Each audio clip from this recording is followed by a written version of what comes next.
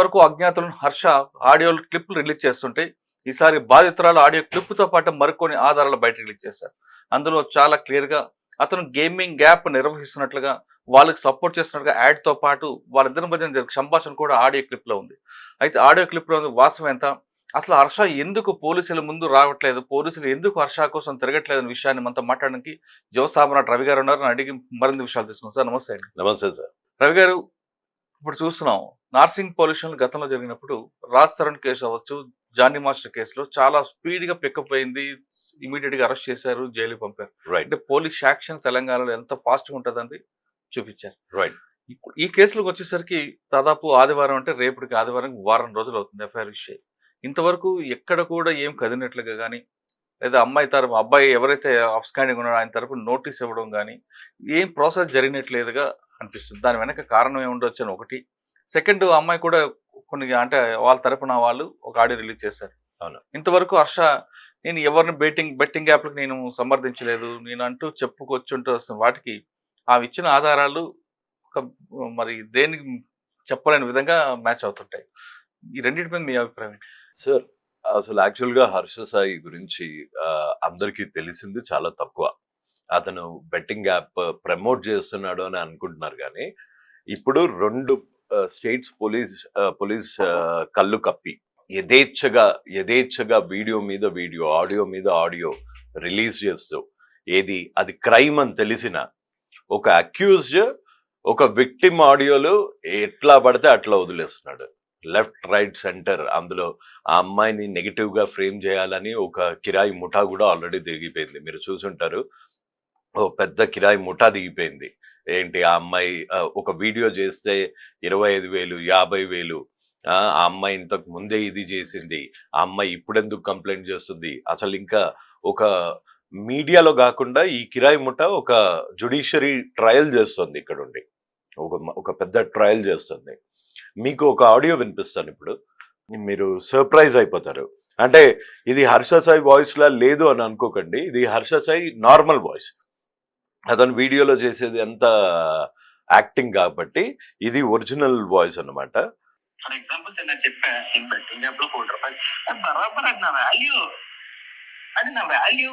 నేను 100కి 200% తీసుకుంటా, 2 కోట్లు కూడా తీసుకుంటా. హలో వింటున్నా. నేను ఇంకా లింక్ పెడితే నాకు 4 కోట్లు ఇస్తానన్నారు. లోటస్ లో అడ్వర్టైజ్మెంట్ లింక్ పెట్టి చేస్తే నాకు 10 కోట్లు ఇస్తానన్నారు. ఇవన్నీ బయటకు వస్తే నా మార్కెట్ వాల్యూ ఇంకా పెరుగుతుంది, తగ్గదు. అని నేను కంపల్సరీగా చేయాలి. ఎందుకంటే బ్రాండ్ అనేవాడు నేను కాకపోతే 10 మంది వేరే వాళ్ళతో చేయిస్తాడు.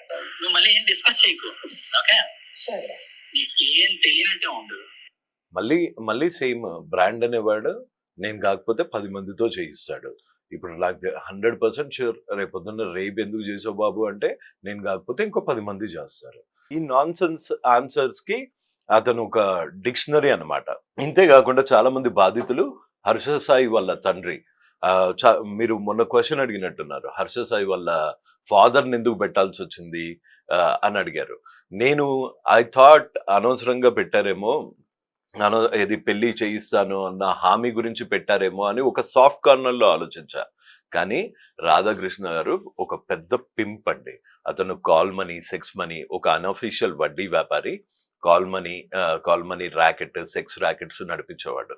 శ్రీను అని ఈ రాధాకృష్ణ కతియార్కి అంటే హర్ష సాయి గారి మేనమామ శ్రీను అనే ఆయన ఎంతో మంది ఆడపిల్లల ఉసురు పోసుకున్నారు. 15 లక్షలకి 1,60,00,000 బ్లాక్మెయిల్ చేసి చెక్స్ తీసేసుకొని ఆ అమ్మాయి నోట్ పిక్స్ వాళ్ళ హస్బెండ్ కి చూపిస్తానని, వాళ్ళ ఫాదర్ కి చూపిస్తానని, అలా ఎస్కోటక్లో గనక నేను ఇప్పుడు డేర్ చేస్తున్నా, ఎవరన్నా ఎస్కోటకి వెళ్ళి రాధాకృష్ణ కతియార్ గురించి ఎంక్వైరీ చేస్తే పువ్వు పుట్టగానే పరిమళిస్తుంది అన్నట్టు వీళ్ళ ఫ్యామిలీ వల్ల బలైపోయిన వాళ్ళు. ఆయన ఎంత క్రూరుడు అంటే, వాళ్ళ సెకండ్ వైఫ్ హర్ష సాయి వాళ్ళ మదర్ చనిపోయారు కదా, వాళ్ళ సెకండ్ వైఫ్ కి పిల్లలు పుట్టకుండా ఆపరేషన్ చేయించాడంట. అసలు వాల్యూస్ లేని ఫ్యామిలీ. మనం ఆల్రెడీ చూసాము ఉమెన్తో ఎంత అందంగా మాట్లాడతాడో. ఈ విద్య కూడా ఏది మన కాల్లు రికార్డ్ చేయడము, ఇంకో ఫోన్తో రికార్డ్ చేయడము, 6 నెలలు వాడుకొని ట్రాప్ చేయడాలు, డబ్బుల గురించి బ్లాక్మెయిల్ చేయడాలు, ఇవన్నీ వాళ్ళ నాన్నగారి దగ్గర నుంచి మొత్తం నేర్చుకొని వచ్చాడు. And when it comes to the second question, where is Harsha Sai, నాకు వచ్చిన ఇన్ఫర్మేషన్ ప్రకారము ఆయన డే బిఫోర్ ఎస్టర్డే మార్నింగ్ 8 o'clockకి సహనిందితుడైన అతని ఇమ్రాన్ ని పిక్ చేసుకోవడానికి, ఇమ్రాన్ టీంలో చాలా మంది పైల్వాన్లు వాళ్ళందరూ ఇది స్టేటస్ కూడా పెట్టుకున్నారు. 8 గంటలకి AP 319999 అనే ఫార్చునర్ లో వచ్చాడు అనే సమాచారం ఉంది. కానీ ఇప్పుడు అది ఎట్లా ప్రూవ్ చేస్తాను? ఇంత నాకు తెలిసిన ఎందుకు ఆ కార్ ని ఫాలో చేయలేకపోయారు? అసలు ఆ కార్ లో ఎవరున్నారు? హర్ష సాయి ఉన్నాడా లేకపోతే హర్ష సాయి లేడా? ఇంత డీటెయిల్ గా నాకు తెలియదు.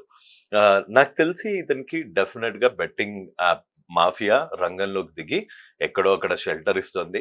అండ్ నాకు వచ్చిన కాన్ఫిడెన్షియల్ ఇన్ఫర్మేషన్ ఏంటి అంటే, నా గురించి ఎవ్వరూ మాట్లాడకూడదు అని ప్రతి మీడియా కంపెనీకి తను సామ దాన అన్ని ఆఫర్ చేసి రిక్వెస్ట్ చేస్తున్నాడు, కాళ్ళు పట్టుకుంటున్నాడు, కొంతమందికి డబ్బులు ఆఫర్ చేస్తున్నాడు.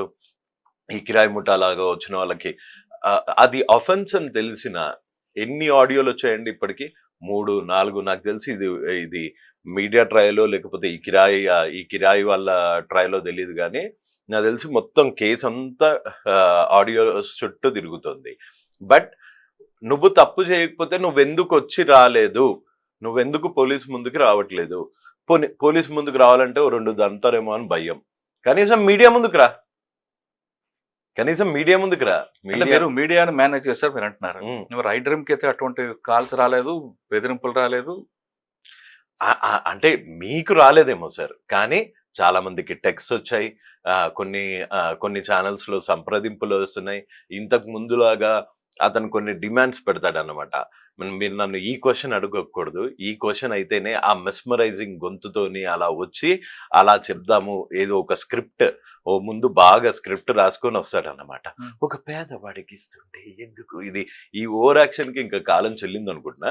కాకపోతే ఇప్పుడు వచ్చే ఛాన్సెస్ అయితే నాకు కనిపించట్లేదు. అండ్ నా ఉద్దేశం ప్రకారం he's very much in Telangana are Andhra Pradesh.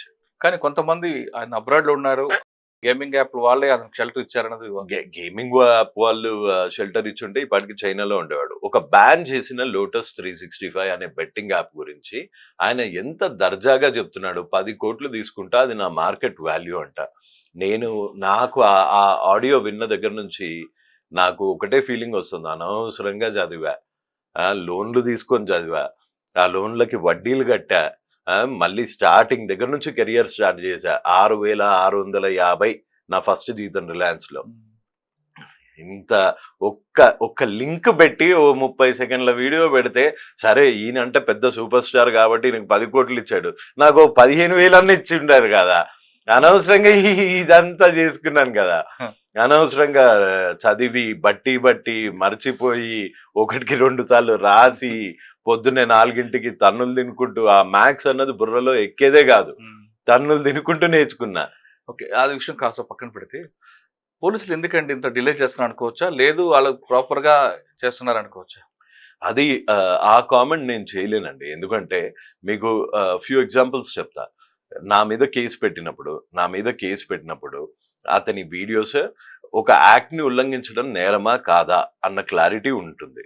అయినా నా మీద కేసు పెట్టగలిగారు అంటే ఆయన ఎలా మేనేజ్ చేస్తున్నాడు, లేకపోతే ఆయన వీడియోస్ చూపించి ఆఫీసర్స్ ని మెస్మరైజ్ చేస్తున్నాడా, లేకపోతే సింపతి కార్డు వాడుతున్నాడా, ఏ కార్డు వాడుతున్నాడో అని తెలియదు. ఇప్పుడు కొంతమందిని మనం కలవటానికే మనం మొన్న ఈ టాపిక్ మాట్లాడుకున్నాం. ఇప్పుడు ఒక సామాన్య మధ్యతరగతి వాడు కమిషనర్ గారిని వెళ్ళి కలవాలంటే గుమాస్తానో బయట ఎస్ఐయో ఏఎస్ఐయో లేకపోతే కానిస్టేబుల్ సార్ లేరు, నువ్వు ఇచ్చే కంప్లైంట్ నేను ఇచ్చేస్తా అని స్టాంప్ కొట్టేసి పంపించేస్తారు. ఆ స్టాంప్ కూడా మీ అదృష్టం బాగుంటే ఆ స్టాంప్ దొరుకుతుంది. మొన్న డీజీపీ గారిని కలిసి ఒక రిప్రజెంటేషన్ ఇవ్వడానికి వెళ్ళాం మేము. బయట ఇన్వర్డో అవుట్వర్డో అని ఉంటుందంట, అక్కడికి వెళ్ళాం, స్టాంప్ కొట్టారు, అయిపోయింది. అది చదివారా లేదా, అందులో ఏముంది ఒక్కట్లేదు. అది ఇచ్చి కూడా ఇప్పటికి 2 వారాలు అవుతుంది, ఇప్పటి వరకు ఒక్కటి కూడా యాక్షన్ లేదు దాని మీద. సో నాకు తెలిసి మన సిస్టమ్ ఇలా ఉందనుకుంటా. హర్ష సాయి లాంటి వాళ్ళకి చాలా అనుకూలంగా ఉందనుకుంటా. జానీ మాస్టర్ లాంటి వాళ్ళనే 2 రోజుల్లో సంఖ్యలు లేసి మరీ జీప్లో వేసి కూర్చోబెట్టారు. ఇతని మటుకు నాకు తెలిసి అబ్స్కాండింగ్ లోనే ఉన్నాడు. బాధితురాలు శాంతం తన పేరు అన్ని నాశనం అయితే కానీ ఈయన మటుకు బయటకు వచ్చే ఛాన్సెస్ లేవు అనుకుంటా. సార్ ఇప్పుడు ఆమె కూడా కొన్ని ఆడియోలు రిలీజ్ చేస్తున్నారు. Yeah. అంటే కేసు పక్కదోర పట్టించడానిక మనం ఏ కోణంలో చూడొచ్చు? ఆమె ఏ ఆడియో రిలీజ్ చేశారండి? హర్షాకి గేమింగ్ వాళ్ళకున్న సంబంధాలపై కానీ అవి రిలీజ్ చేయడం ఎంతవరకు కరెక్ట్? అవి రిలీజ్ చేయడం ఎంతవరకు కరెక్ట్ ఏంటండి? ఒక వ్యవస్థనే రేప్ చేసిన వాడు వీడు అని చూపిస్తున్నారు. ఒక యాక్ట్ నే రేప్ చేసిన వాడు, ఒక ఆన్లైన్ గేమింగ్ యాక్ట్ నే రేప్ చేసిన వాడు అని. మొన్న మీ ఇంటర్వ్యూ చూశాను చిరంజీవి గారితోని. ఆ చిరంజీవి గారు 4 నెలల నుంచి కుట్ర ఆయనకు తెలియదు, 4 నెలల నుంచి కాదు, 4 ఏళ్ల నుంచి ఇది కుట్ర కాదు, 4 ఏళ్ల నుంచి వాయిస్ లేపినందుకు 4 కేసులు పెట్టించాడు నా మీద ముచ్చటగా. ఆయనే గర్వంగా చెప్తున్నాడు, నేను వదల పరువు నష్టం తాబా వేస్తా, వేసుకో, ఒకటి కాకపోతే వందేసుకో. అండ్ డెఫినెట్ గా చెప్తున్నా, వీళ్ళ మెస్మరైజింగ్ ఫ్యాక్టర్ మీడియా ముందు నడవచ్చు, కొన్ని ఛానల్స్ ముందు నడవచ్చు, వీళ్ళ కిరాయి వాళ్ళ ముందు నడవచ్చు. డెఫినెట్ గా కోర్ట్ ఆఫ్ లాలో ఇతనికి శిక్ష పడుతుంది. ఓకే సార్, ఫైనల్ గా చెప్పండి, హర్ష బాధితులు ఎవరు వచ్చినా వాళ్ళకి ఆశ్రయం కల్పిస్తా, వాళ్ళకి న్యాయ సలహాలు ఇస్తా అని చెప్తున్నారు మీరు. అవును, అలా ఆ విధంగా ఎవరైనా మీకు అప్రూవ్ చేయారా? చాలా మంది అయ్యారు. వాళ్ళ నాన్నగారి గురించి ఆల్రెడీ 6 వచ్చారు. హర్ష సాయి గురించి కూడా చాలా మంది వచ్చారు. అండ్ వీళ్ళ పాపం కంప్లీట్ గా పండింది. సరే, ఆ 6 ఆడియోలు ఉన్నాయి అంటే పెట్టుకో, ఇంకో 10 మంది వస్తారు. నీ దగ్గర నువ్వే చెప్పావు నా దగ్గర 8 హార్డ్ డిస్క్లు ఉన్నాయని. ఆ 8 హార్డ్ డిస్క్లు ఉన్న వాళ్ళల్లో సగం మంది వచ్చినా నీ బెట్టింగ్ మాఫియా కూడా నేను కాపాడలేదు హర్ష సాయి. ఇప్పటికైనా ఖచ్చితంగా పోలీసు ముందుకు రావాలంటున్నారు యువ సామ్రాట్ రవి గారు. నువ్వు పారిపోతే దాంట్లో తప్పు చేసినట్లుగానే మెసేజ్ వస్తుంది కాబట్టి ఇప్పటికైనా నీకు తప్పు చేయలేదు అనుకున్నాడు పోలీసు ముందు వచ్చి సరెండర్ అయితే నీ నిజస్వరూపం బయటకు వస్తుంది, నువ్వు తప్పు చేయలేని విషయం బయటకు వచ్చే అవకాశం ఉంటుందని చెప్తున్నారు. కానీ హర్ష సాయి బాధితులు ఎవరు వచ్చినా వాళ్ళకి ఖచ్చితంగా న్యాయ సలహా ఇవ్వడానికి ముందుంటానంటూ భరోసా ఇస్తున్నారు యువ సామ్రాట్ రవి గారు. ఇది రవి గారు